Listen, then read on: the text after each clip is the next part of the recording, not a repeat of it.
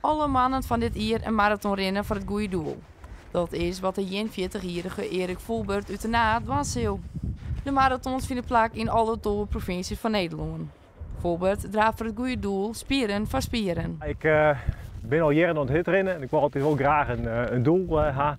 En ja, dit hier hoop ik 42 uur te worden. En 42 is voor Hutterin zo'n beetje het heilige getal, omdat de marathon ook 42 kilometer is. En ik hier altijd nog de wezen om in elke provincie hier een marathon te rennen. En toen kwam ik op het idee om in ieder geval dit hier dat op te pakken en elke maand hier een marathon te rennen in elke provincie van Nederland.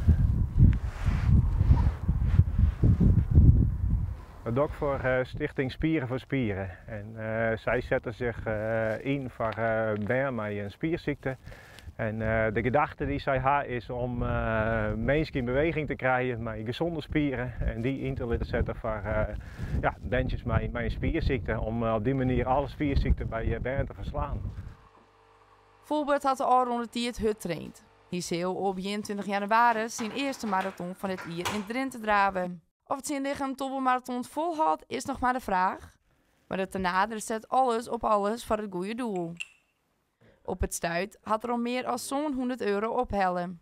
En dit is mijn actiepagina waar ik eigenlijk het plan beschreeuw van welke marathons ik hier rennen. En ik zet hier elke keer een update op hoe het rent met de donaties. Maar op het moment dat ik een marathon ren, haal ik een verslagje hoe het hierin is. Om zo eigenlijk alle donateurs op de hichte te stellen en te kunnen bedanken voor hun donaties. Ik had net de meest snelle marathons uitzocht. Dus er zit hier de Zevenheuvelen Trail, dat is een marathon wat echt met meer dan 1000 hectometers, dat is op en del als onvraagd, dus die is heel sfeer wezen. De marathon Eindhoven is wel een beetje speciaal voor mij, omdat ik daar ook bijkom en geboren ben. En nog wat tantes hadden we die dan mij komen al te moedigen. Dus ja, daar heb ik dan ook wel weer zin in. En voor de rest, ja, het is, elke provincie had zijn eigen natuur en gebied nog weer wat. Dus om dat al hier te beschijnen is natuurlijk ook superleuk.